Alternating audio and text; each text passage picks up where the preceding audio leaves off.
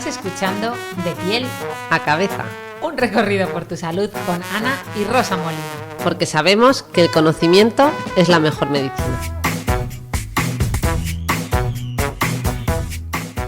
Bueno, ya estamos aquí otro viernes más en un capítulo muy especial hoy. Hola, Rosa. Hola, Anita, ¿qué tal?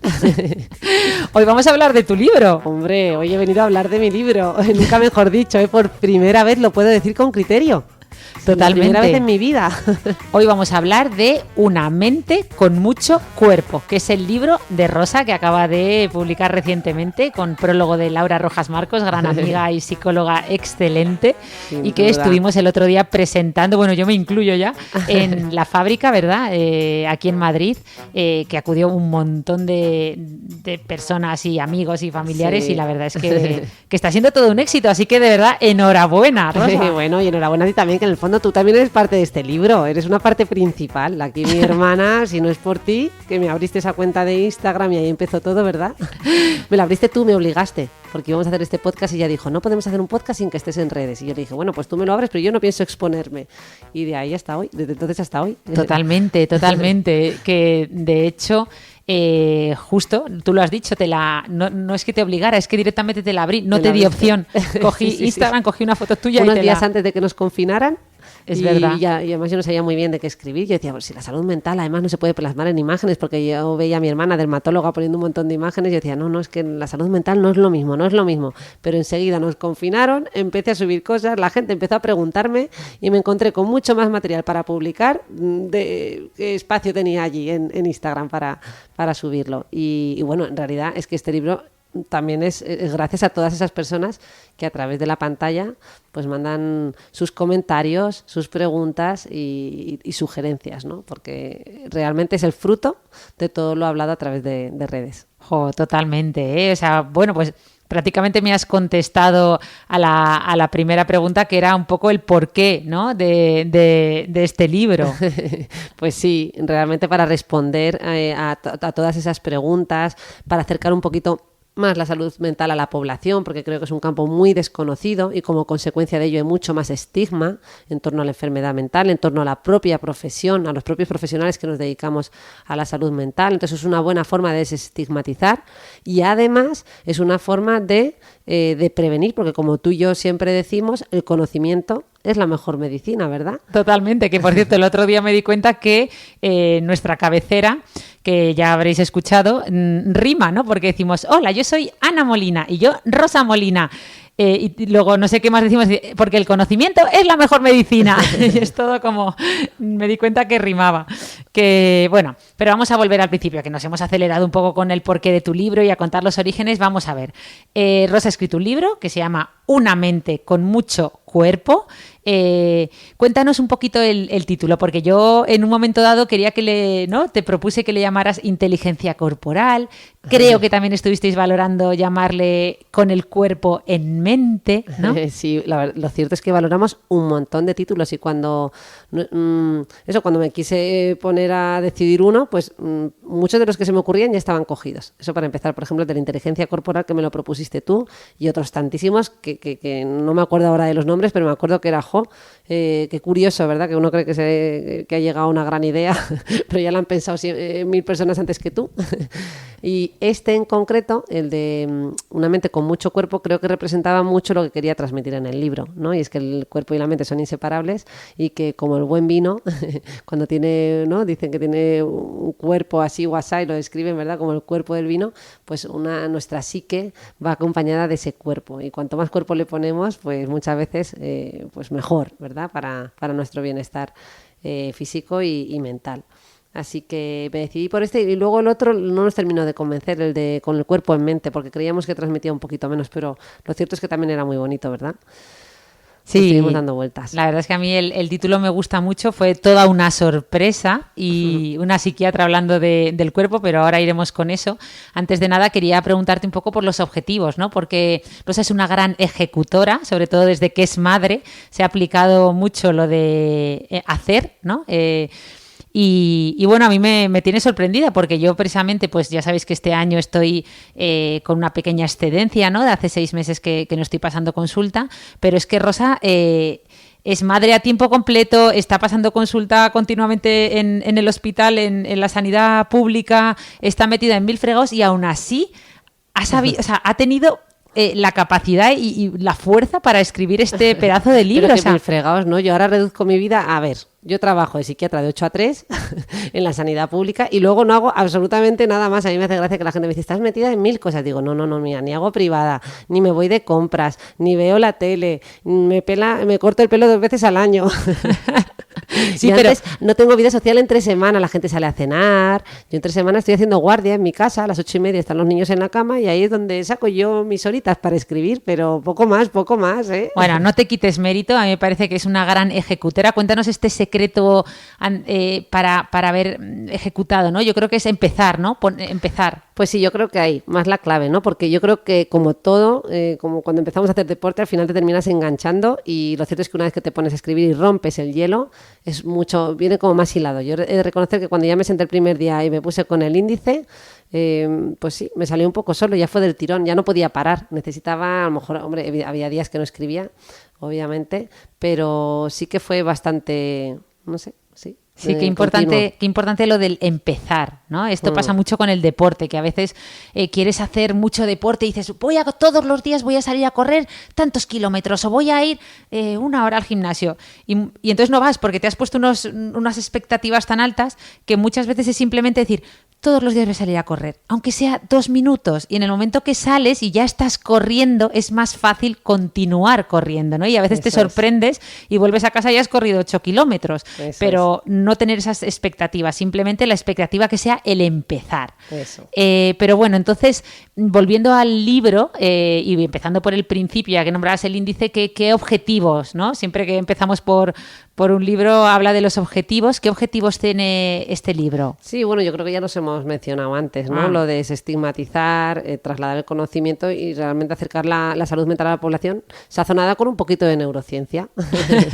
Vale, pues entonces ya que hablas de la población, cuéntanos a quién va dirigido, porque mucha gente sí que me ha dicho, pues cuando le digo, mi hermano ha escrito un libro y me dicen, un libro, bueno, pero para psiquiatras, ¿no? De esos vuestros. No, va dirigido a todos los públicos. A mí lo que me preguntan es si lo pueden leer, si lo van a entender. Digo, esto lo entiende todo el mundo, porque está escrito con un lenguaje sencillo, cercano, y quizás algún aspecto que pueda resultar más técnico en cuanto a algún dato más científico, pues he procurado ponerlo en tablitas aparte, de tal manera que el libro tenga 2 lecturas, una que sea más ágil y a quien no le apetezca leer esa parte más científica se la pueda saltar, y otra pues que sea más, ¿no? Más detenida o, en fin, dependiendo un poquito del lector, pues a quien le apetezca empaparse un poquito más de neurociencia, pues ahí tiene más datos.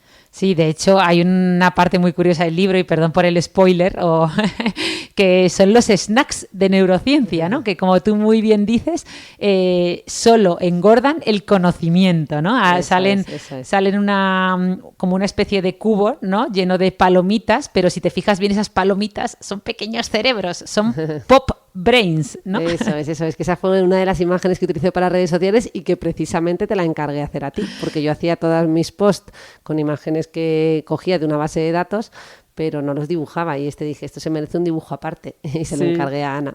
Sí, me acuerdo de estar allí dibujando palomitas con forma de cerebro para esos snacks de neurociencia que solo engordan el conocimiento. Pero bueno, volviendo al libro, lo cierto es que empieza muy potente, ¿no? Empieza con una frase muy llamativa que dice así: no le pasa nada, todo es psicológico. O no le pasa nada, todo está en su mente. Esto lo hemos dicho todos, ¿no? Yo como médico muchas veces, pues eso, en la puerta de urgencias llegaban pacientes y decías, avisa al psiquiatra que no le pasa nada, no tiene nada para psiquiatría. O sea, Claro, pues porque es una frase muy dura que entre los propios profesionales nos permite entendernos. Es algo similar a lo que ocurre cuando los psiquiatras le pedimos al médico general que descarte organicidad, que es algo así como decir, oye, mira a ver que no sea algo físico tipo, no sé, pues una descompensación de una diabetes o que no sea un tumor, lo que está causando estos síntomas, porque hay cosas que no nos cuadran, ¿verdad? Entonces, para entendernos entre nosotros más o menos aceptable, pero claro, decirle eso a un paciente es muy fuerte, ¿no? Si lo piensas, ¿cómo que no le pasa nada? Le pasa un montón, le pasa lo mismo que si ese dolor se lo estuviera causando una pancreatitis, y es tan real como el dolor de una pancreatitis, y es tan disfuncional, o sea, le genera tanta limitación como cualquier otro dolor. Entonces, tenemos que empezar por corregir un poquito ese lenguaje y luego valorar lo que está ocurriendo, o sea, darle la importancia que tiene, porque la tiene. De hecho, es mucho más complejo resolver según qué tipo de dolores, ¿verdad? El dolor psíquico que el dolor físico, que por lo menos podemos dar un paracetamol. El dolor psíquico, bueno, pues se trata de una manera mucho más lenta. Sí, totalmente. Tú lo has dicho, que el dolor físico podemos tomar un analgésico y que, por cierto, se llaman analgésicos y tendrían que llamarse oralgésicos porque no se administran la mayoría de las veces por vía anal, sino oral. Pero bueno, chiste malo, simplemente para decir que ojalá el dolor psíquico, ¿verdad? Un dolor de una mala gestión emocional, una ruptura amorosa, ojalá se pudiera tratar con un analgésico, ¿no? Por ejemplo, con paracetamol, y no es así. Entonces, como tú muy bien decías, muchas veces incluso más importante, ¿no? Pero bueno, volviendo al temazo del libro, por favor, no perdamos de... o sea, yo creo que es como muy llamativo pensar que una psiquiatra ha escrito un libro sobre el cuerpo. O sea, yo cuando lo vi digo, no me lo puedo creer. O sea, no me lo puedo creer que Rosa haya escrito un libro sobre el cuerpo, ¿no? Cuéntanos, ¿por qué el cuerpo? ¿Por qué una psiquiatra que se supone que vosotros sois? Bueno, pero viene continuamente a consulta, ¿verdad? Con un montón de síntomas en forma de dolores, molestias, sensación de mareo, síntomas físicos que lo que están traduciendo son estados psíquicos. Y esto lo vemos, como decía, repetidamente, ¿no? Desde lo que conocemos como patologías psicosomáticas hasta los trastornos somatomorfos, etcétera, etcétera, que no vamos ahora a entrar en detalle, pero que básicamente es eso, son aquellos síntomas que se manifiestan en nuestro cuerpo, pero que hablan indirectamente de lo que está ocurriendo en nuestra mente. Y por eso me parecía muy importante empezar por ahí, hablar mucho de la mente y de la salud mental, pero haciendo un recorrido por el cuerpo, porque al final el cuerpo es el escenario de nuestras emociones, es donde sucede todo, aunque no lo podamos siempre ver o percibir, porque yo te voy a poner un ejemplo muy cotidiano, ¿no? Tú tienes mañana un examen y estás nerviosa o tienes una cita muy interesante y de repente te dan ganas de ir corriendo al baño. Es decir, un proceso mental, ¿no? El anticipar que vas a ver a esa persona o que vas a tener ese examen, automáticamente ¿no? Produce toda una serie de cambios químicos que aceleran tu tránsito gastrointestinal. Por tanto, algo aparentemente abstracto se está traduciendo en química pura y dura, ¿no? Qué bien, qué buen eufemismo para la cagalera que has usado. Una aceleración de tu tránsito gastrointestinal. Vamos, que te entra una cagalera que no puedes con ella, efectivamente. Si tienes que dar una charla, has quedado con alguien que te gusta. Pero bueno, totalmente. Sí, a mí lo cierto es que me ha sorprendido muchísimo, ¿no? Porque, bueno, parece que tenemos superado ese dualismo mente-cuerpo, pero bueno, yo creo que aún no del todo, ¿no? Y este libro ayuda mucho a ello. De hecho, me gusta muchísimo la portada del libro. Si os fijáis, es una ilustración de la gran Sarai Llamas, que es ilustradora, y que muestra, bueno, muestra un cerebro y un cuerpo al mismo tiempo. Efectivamente. No es un test de Rorschach, de esos de proyección que utilizamos en salud mental a veces. Pero bueno, es un test muy tonto. Básicamente para que veamos, ¿verdad?, que no podemos separar la mente del cuerpo.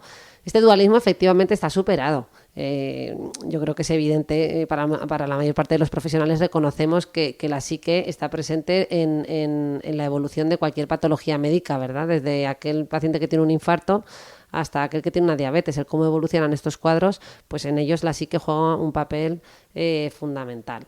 O sea que aunque lo tenemos claro, lo que pasa es que luego en el día a día caemos en esa división artificial y la repetimos a través de mensajes como el que hemos comentado antes, pero los propios pacientes también, ¿verdad? Que les cuesta mucho conectar lo que sucede en su cuerpo con lo que les ocurre en su mente.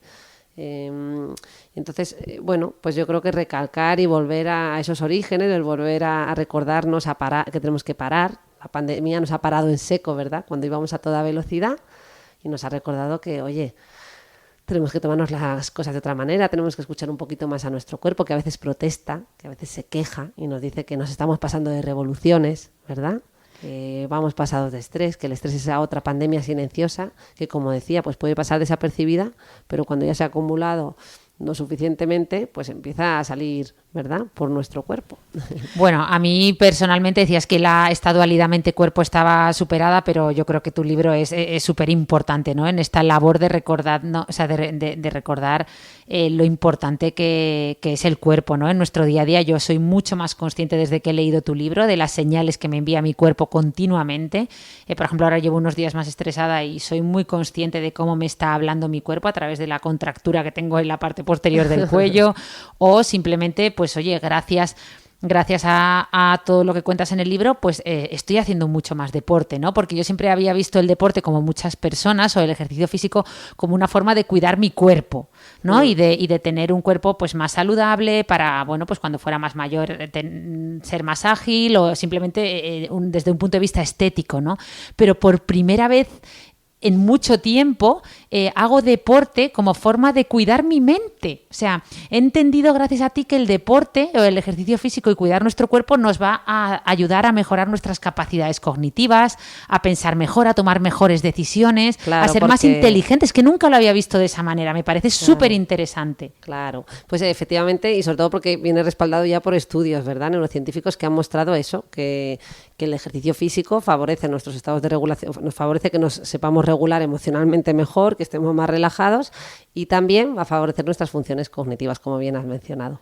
Claro, es que nunca, o sea, es algo que, vamos, que es quizá el mayor, no sé, regalo que me llevo después de haber leído, porque yo ya sabéis que leí el libro de Rosa pues hace tiempo, ¿no? Porque estuve leyendo los borradores y desde entonces, desde junio, julio, me puse a hacer mucho más deporte y eso, noto que pues mis capacidades cognitivas han mejorado, pienso mejor y así como antes para intentar ser más creativa, pues a lo mejor me metía a la ducha, ¿no?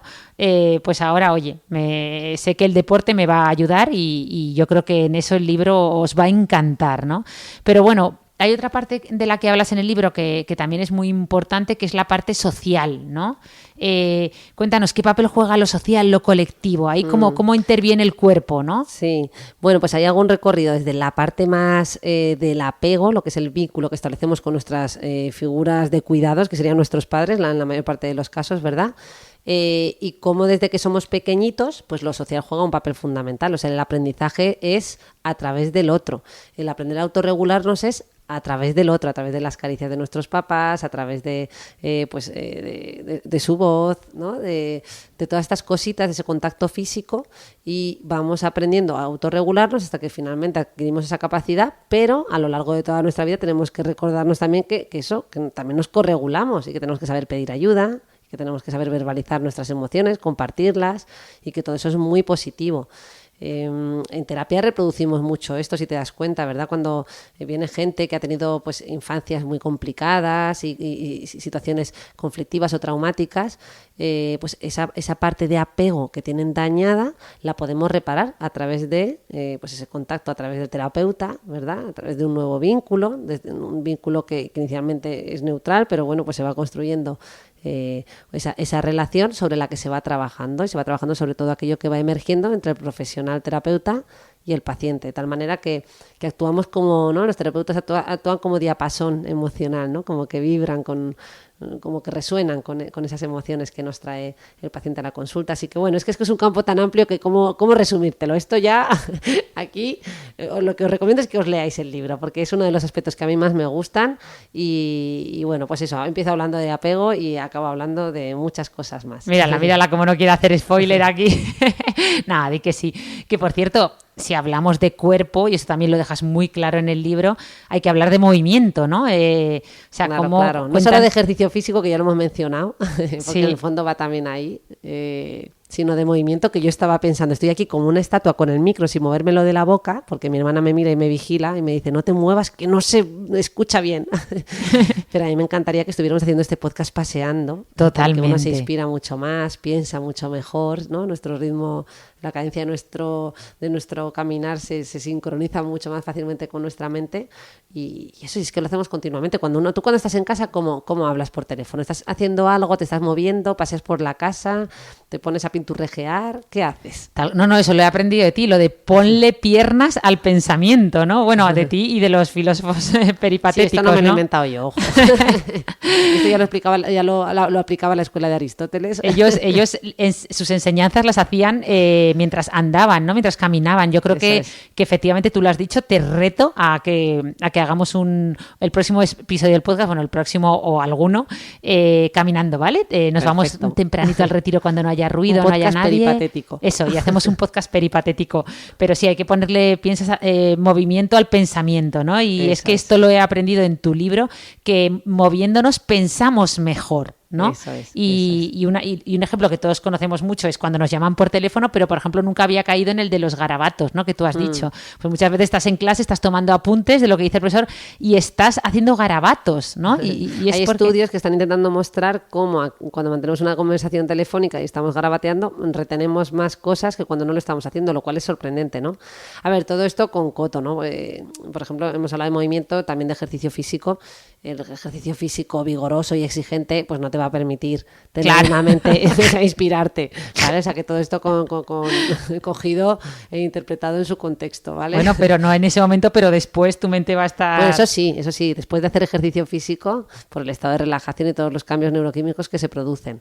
Pero esta parte ya más de sincronizarte, de facilitar el pensamiento, yo he de reconocer que es que yo he estudiado toda la vida paseando por la habitación. Anda, ¿sí? Hice una vez un test en redes para ver qué porcentaje de los seguidores hacían lo mismo que yo y mi sorpresa fue, adivina, qué porcentaje dijo que caminaba también para estudiar.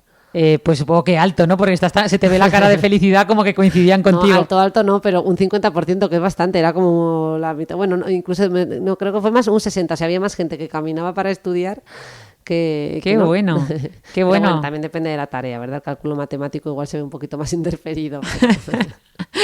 Totalmente. Pero bueno, una cosa para ir terminando ya y no seguir destripando ideas del libro, me gustaría saber, siempre dicen por ahí que los libros son deudores de otros, ¿no? Entonces, ya que decías que hay muchas cosas que no dice, bueno, esto no es mío, esto ya existía antes, pues cuéntanos de qué otros libros es deudor tu libro. Eso es. Pues el libro, en el fondo, efectivamente, en muchas de las partes, a lo mejor de estudios neurocientíficos, me remito a algún artículo, algún trabajo, algún libro, pero luego hay muchas cosas que uno ya sabe, ¿verdad? Pues de la práctica clínica, de haber estudiado muchos años medicina, de haber leído muchos libros, y esa parte que uno ha digerido, que ya la tiene como incorporada y que a lo mejor no he detallado a todos los autores, pues se la debemos a todo lo que hemos leído, ¿verdad?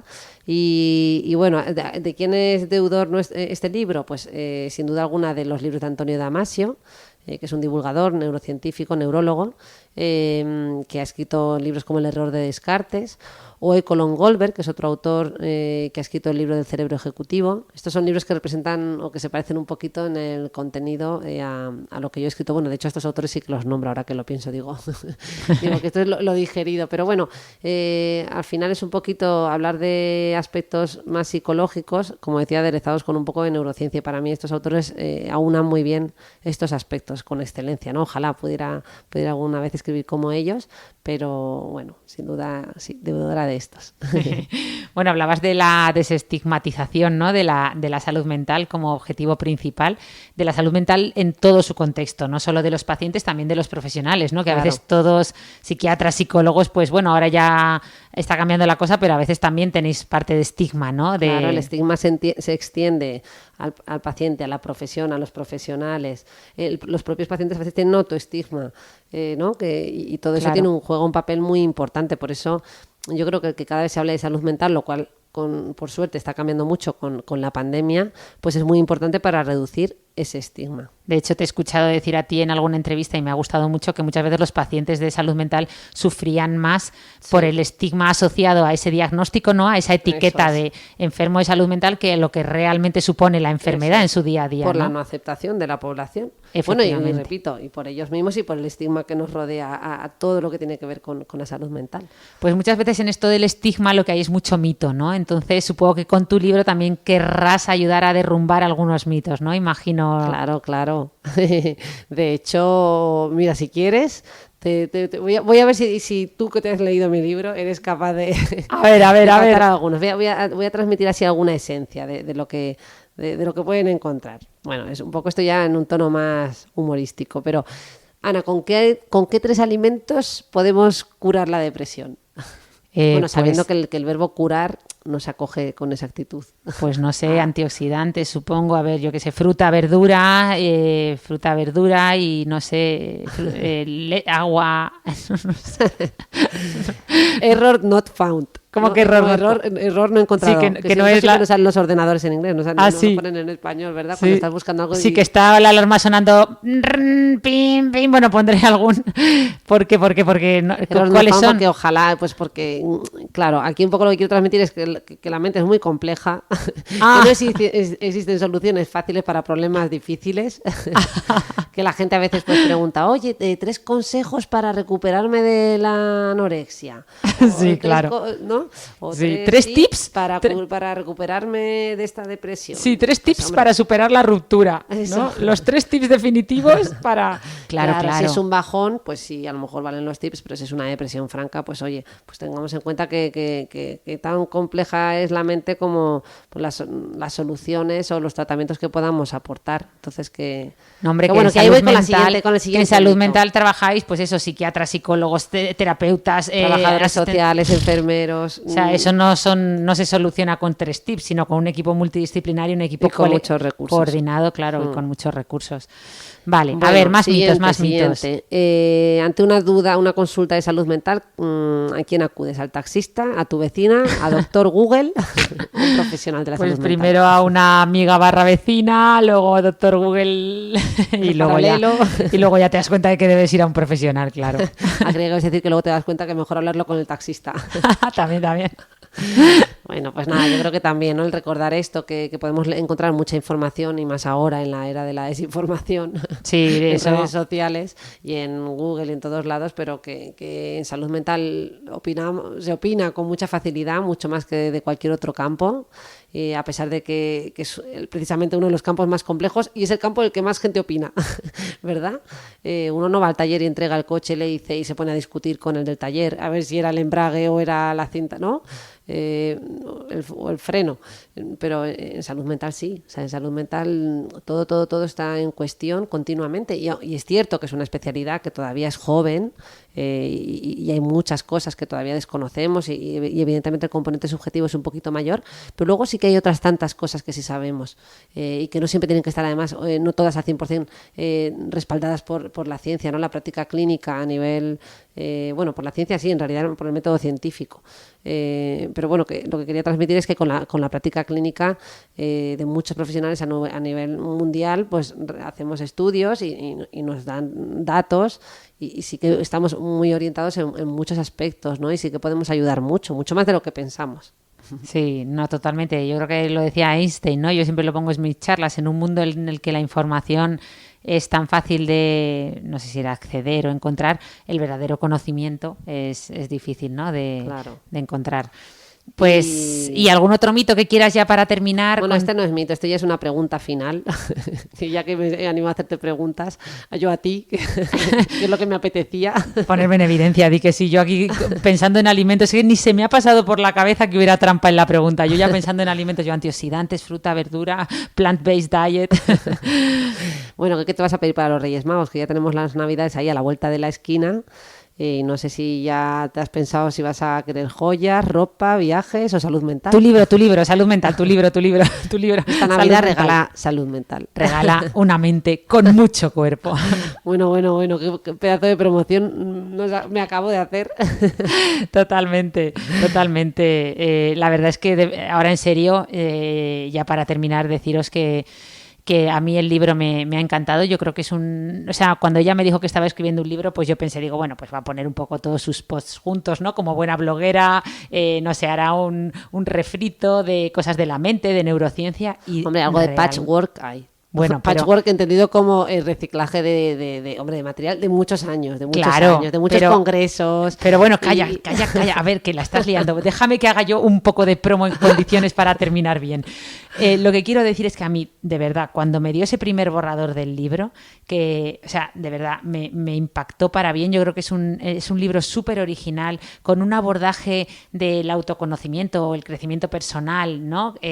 Desde la neurociencia, desde la medicina basada en la evidencia, ¿no? Desde el conocimiento real, basado en la ciencia y en la evidencia científica, pero con mucha parte de original, de diferente, ¿no? Con cosas que a mí me han parecido súper innovadoras, como este abordaje del cuerpo, con realmente contarte cosas que te llevan a la acción, es decir, que te llevan a actuar, tiene ese componente práctico súper importante, pues como me ha pasado a mí, que me ha hecho que me ponga a hacer deporte, que me ha hecho ser mucho más consciente. Ahí me lo ibas diciendo todo el tiempo, porque en realidad empezó siendo bastante técnico, que ahí la editorial me decía, uy. Sí.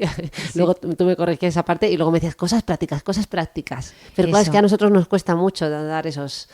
vamos a llamarle consejos, tips. Sí, pues, los evitamos, ¿verdad? Los esquivamos. Pero sin tú quererlo, has hecho ahí un abordaje efectivamente de la inteligencia corporal que de verdad anima a que la gente actúe, ¿no? A tomar acción, a ponerte manos a la obra con tu cuerpo. Nunca pensé que una psiquiatra haría este pedazo de libro hablando del cuerpo. Me resultó muy chocante, pero a la vez ahora miro para atrás y me parece un abordaje súper innovador, súper original, y te doy mi más sincera enhorabuena, igual que te la dieron el otro día muchísimas personas que ya lo han leído. Así que os animamos, ¿verdad?, a que lo leáis, a que nos mandéis. Yo te animo que vengas a mi próxima presentación y lo presentes tú. Bueno, por fin he conseguido lo que yo quería, que ya les contaremos ahí cómo tengo esa espinita clavada. Todo el entusiasmo, no, está fenomenal. Yo no quiero ir a la presentación, prefiero que lo cuentes tú. Es que tengo ahí ya, esto para el siguiente podcast ya les contaremos lo de la espinita clavada que tengo yo con esa dedicatoria, que yo pensaba que iba a haber una dedicatoria a mi persona, ¿no? Dándome los agradecimientos. Estaba. Estabas 2 veces, una al principio y luego estabas al final en 2 folios de dedicatorias que hice. Pero ¿qué pasó? Que el día antes de la entrega, pues se me ocurrió mirar libros de otras compañeras, vi que todo el mundo había puesto a mi marido, a mis hijos, y dije, ¿dónde voy yo con todo esto? Entonces, ¿y qué pusiste? ¿Qué pusiste? Cuéntalo, ¿qué pone? Los agradecimientos. Cambié 2 folios de dedicatorias por a mi familia. Eso es todo lo que pone, o sea, ahí engloba, claro, eso es un bienquedismo extremo, te faltó poner amigos y te faltó poner y a este mundo y ya hubieras quedado bien con toda la población.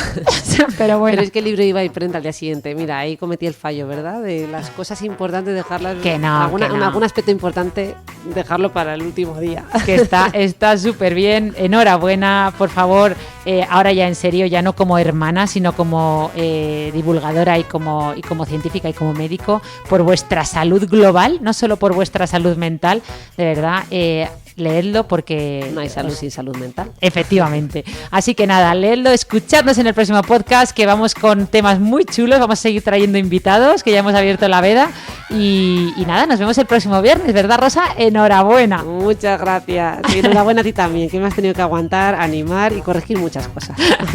Un besazo enorme a todos, un abrazo. Adiós.